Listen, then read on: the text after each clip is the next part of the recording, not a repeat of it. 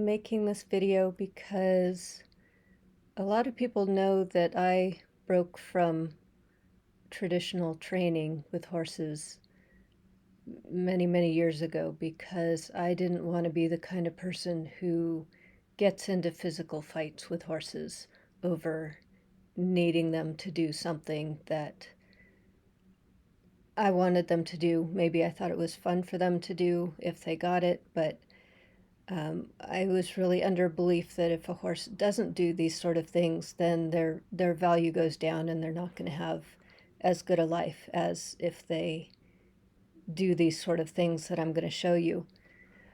And I think more people are changing too, especially people who don't have horses and haven't been indoctrinated into how horses are trained. Then they have a easier time of seeing what's going on and saying, whoa, there's something off about that. So last February 2022, there's a big uproar because Mark Todd, Sir Mark Todd, an Olympian event rider, did this thing that I'm going to show you in a minute. He was the trainer, and there were a bunch of people that were having a cross-country lesson with him.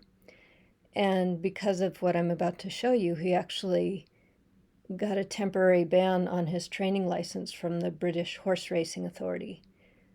But the thing that surprised me most was that people are actually speaking out against this, and there's consequences, because when I watch this, I just say, yeah, that's how it's done.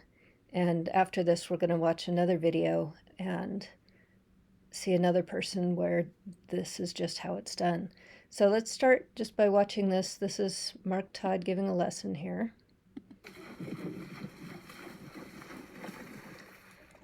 Once more. So that's him standing in the black there, drinking a cup of something.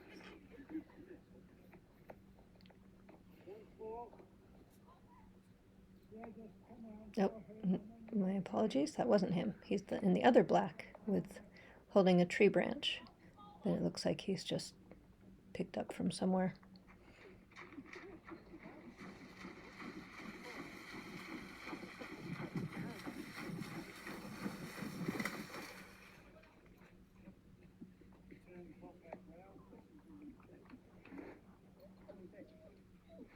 So he's asking the horse to go through again.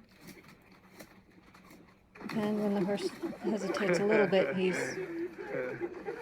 jumping out and whacking, and probably not, I don't know if he directly hit the horse there, but he definitely, his intent was to scare the horse so that the horse just goes and jumps or goes into the water. Okay, and it seems to have worked. That's the next time the horse is through, and he doesn't go to the stick, but he steps in like he's going to, and the horse goes. So now let's see what happens this time. Meanwhile, he's taken all the leaves off of the stick.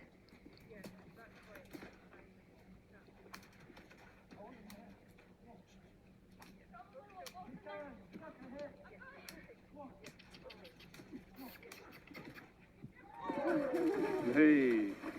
Okay, so basically that's how it's done, and I'm sure that was hard enough to leave welts on that horse's hide, and that's how I was taught to do it too, or send him to somebody else who's going to do that. So the next thing I want to show you is another Olympic gold medalist event rider, Lucinda Green. And when I was growing up in the 70s and 80s, she was like the one every little English rider wanted to be. She was in the Olympics. She won gold medals. She was the one we wanted to be like. So here she is just a few days ago. This is in July 2022. And she's going to be talking here about some of the things that she's done with horses, and I'm going to stop it and explain some things from a different point of view, and you can see what you think about all of it. So first,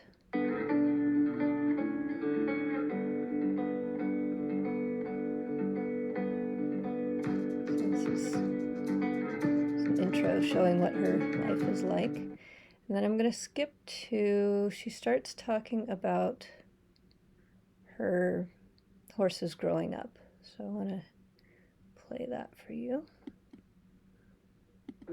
I was so lucky because my 15th birthday present was a 16-1, huge wither, so he wasn't that big a horse. 7/8 thoroughbred called Be Fair, who was absolutely anything but fair. Okay, so she's saying that she gets this big, mostly thoroughbred, and his name was Be Fair, and he wasn't fair. So she's kind of humanizing the horse and saying that horses can or can't be fair, and this horse was not fair. This horse was not fair to her. He was 5 when I got him. He was a chestnut, so he was hot and he was a brat. Okay, so then she says he was a chestnut, and there's this kind of superstition in the horse world that chestnuts, and particularly chestnut mares, are the hot, fiery ones that are difficult to deal with. So here she's kind of painting the picture of him as the problem child. He was a brat.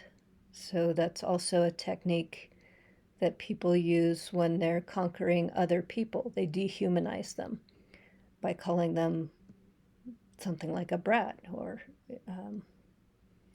a monkey or a moron or an idiot.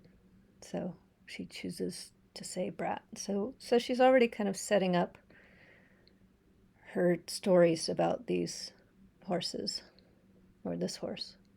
And I didn't know what to do with him. Every time he didn't want to go to that corner of the field or go past that sweet paper on the verge, he just reared. I was totally unable to do anything with him. Okay, so now she's getting more into specific what makes her call him a brat. So he wouldn't want to go somewhere when she was riding, and he would start rearing, and she felt in over her head. She didn't know what to do. And if you're a horse owner and you haven't been blessed with that perfect horse, you've probably experienced this. And what do you do? It's not like in the movies where it's a staged rear. This is out of the blue. You're probably going to lose your seat and fall off. So here we go. I now know that as soon as a horse starts to rear, you turn him in a very tight circle, and it knocks him off balance, and very quickly he stops rearing. I knew nothing. Okay, so here's how you deal with it from Lucinda Green. You pull the rein, one rein, turn his head, get him off balance, and then he comes back down. And I'm here to tell you it works. It works. Well, one time I pulled a horse, and rather than going to the side, they went backwards and totally crumpled underneath me. So, yikes. That was a tough day. But I'd like people to feel back to what's so important that she needs this horse to do, that she needs to keep getting on him and asking him to do things he's clearly saying no to. What does she need him to do? And obviously the answer, as we see, is she needs him to be an Olympic event horse. So if you want to hear from the best of the best how to make an Olympic dressage horse, this is it. And this is kind of the key distinction that I chose I didn't want to be anymore. And that's where I'm hoping you can start to feel the difference between her way of relating with horses and my way of relating with horses now. And eventually, after some miserable months when he was stable at the riding school because I was at school and I go at weekends to ride him and he'd rear, and eventually we sent him to a reform school and he went to 2 wonderful people called Major and Mrs. Firth. Okay, so she was 15, remember, she got him, couldn't figure out what to do. So, of course, you send him to the more experienced trainer. So she's about to say what happens with the more experienced trainers. And literally, it was a 2-man job. Mrs. Firth rode him. Major Firth followed in a Land Rover with the lunge whip out of the window. And every time the sweet paper was, I can't possibly go past it. Yes, you can. I think she called him a sweet pig. I'll play that over again because this is, think of what we just watched at the beginning with Mark Todd hitting that horse. This is what I'm imagining it looked like with Be Fair. Went to two wonderful people called Major and Mrs. Firth. And literally, it was a two-man job. Mrs. Firth rode him. Major Firth followed in a Land Rover with the lunge whip out of the window. And every time the street paper was, I can't possibly go past it. Yes, you can. And they... So she makes the motion of whipping him and adding the narrative of, yes, you can. But what she's really saying is, if you don't, I'm going to continue to hurt you. And you're going to hurt every time you don't. So whatever words she uses, pay more attention to the actions. The actions where the horse is saying no, and she's whipping and saying, yes, you will, or else I'll whip you more. I taught him that there was a system, and it was to go forwards. So again, she's softening it, and this taught him that there was a system. Basically, there's my rules, and my rules are, when I say go, you go. Otherwise, the consequence is you're going to be hurt. And she never says anything about, did she get him checked out by a vet? I'd like to give her the benefit of the doubt. She kind of still is one of my heroes, so I really don't want to mean this has come across as putting her down. I mean, this was so much me growing up. And I want to thank her for making this video, because it really provides a great chance to go into what this separation is. So here she just got done saying that they taught the horse that there's a program and that it's you go forward. And then the luckiest thing ever happened, the only reason I'm here now chatting to you, is he went hunting in the Pikeshire with Tom Paine. And Tom Paine used to take young horses and was one amazing horseman himself. He'd never sat on Be Fair. He went out hunting, and the day after we dropped him off, he was in a field with all the others. Hounds took off, and he had a decision to make then. He didn't know if the horse could jump. Shall I follow hounds and jump out over the corner of that field, or shall I turn around and go back through the gate?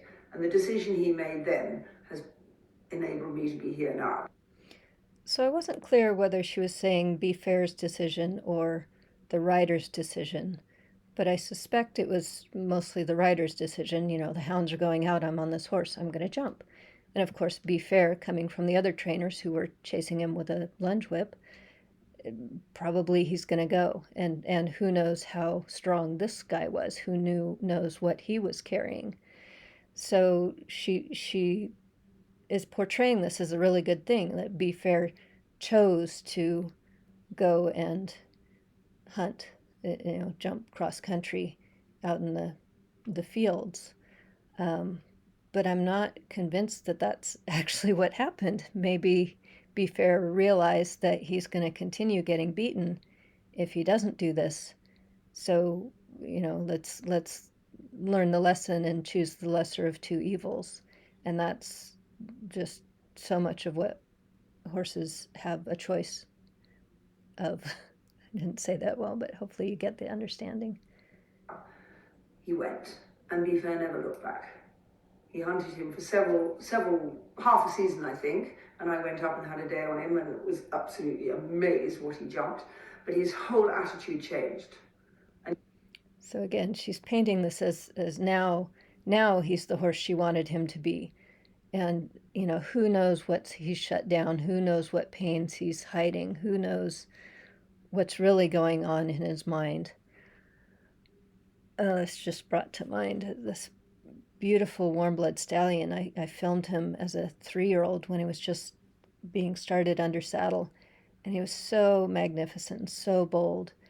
And then I was asked to film him again, maybe 5 years later, and he was broken. He was so broken. He was just not right in the mind. So, she has this glowing feeling of Be Fair, her new partner, but I just don't know. I don't know. I mean, certainly he wouldn't have done these things if he had no saddle or no bridle. But whether he was truly choosing this and loving it, I don't know. And it is attitude that you're looking to develop. You're looking to develop the love. And that hunting and that one day developed that love. So again, this is the brainwashing. She's interpreting this as love. Maybe it's fear. Maybe it's learned helplessness. Maybe it's I don't know. It's a horse. Is this horse really loving doing it? And my test was always if they would do it with no saddle, no bridle, sure, great, they love it. I mean, maybe he would have jumped the jumps without a rider on his back telling him to do this. Probably not. That's generally not how horses act. But maybe I haven't met this horse. From the love came the courage, but always the care, always the doubt, always needing to be backed up. Okay, and what do you think she means by always needing to be backed up? That's the code for I need to remind you that I'm going to hit you or kick you or spur you or hurt you in some way if you aren't jumping the jumps, which I call courageous and which I think you love. I've been very lucky because I had a New Forest pony who was incredibly lazy. Okay, again, dehumanizing him. I know he's not a human, but calling him lazy is the way we start justifying our reasons for making the other an enemy or someone that we know more than or know better than. 13.2, and if the fence was 2'6", he'd probably jumped it, but if it was 2'7", I had to give him extra. Okay, and again, she's making the whipping body motions, and she's saying I had to give him something extra. So it sounds good, I'm going to give him this extra thing, but really it's punishment. I'm going to punish him until he knows that he'd better jump that 2'7" fence, or I'm going to hurt him even worse. Had to learn the timing of giving him an encouraging whack.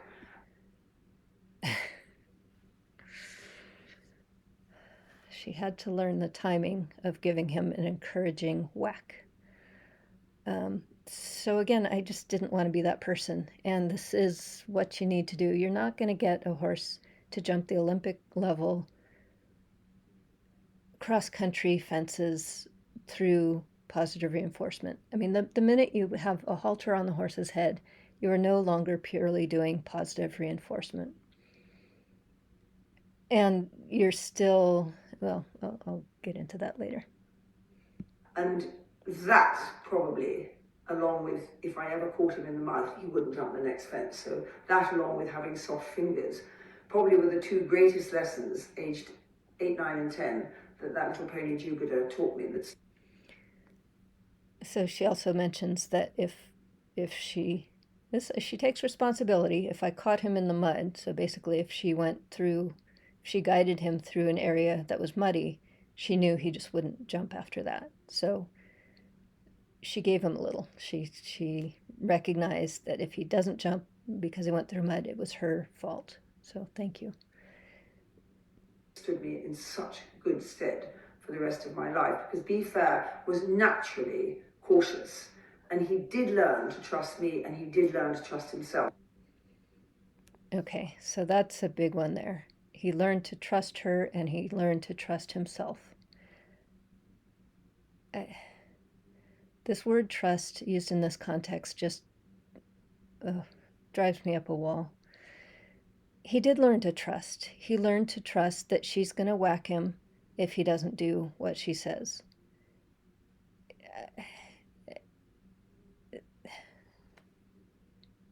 How could she know otherwise? She doesn't know if he can make it over the fence. He's saying, I'd rather not, and she's saying, you have to or I will hurt you. Again, that's the crux. That's not the person I wanted to be. Just jumping a fence like that, or even, doing a dressage test, getting the horse in that forced collection, it's still saying that I know what you need to do and I will hurt you if you don't do it. That's it.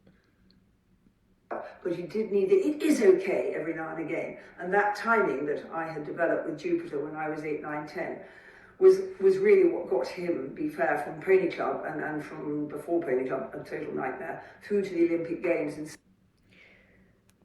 Okay, so again, it's that hitting him that got him from a pony club horse to the Olympic Games.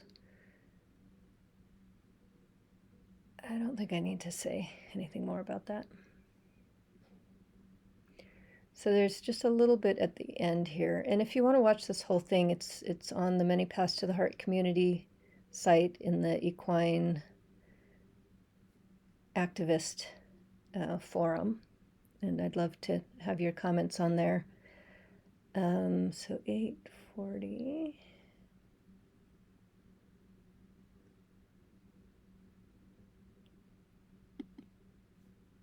That did never happen. But we'd always be looking for little things that were fun to give our horse the feeling that he would go wherever we asked him to go. So he developed that trust in himself and in us.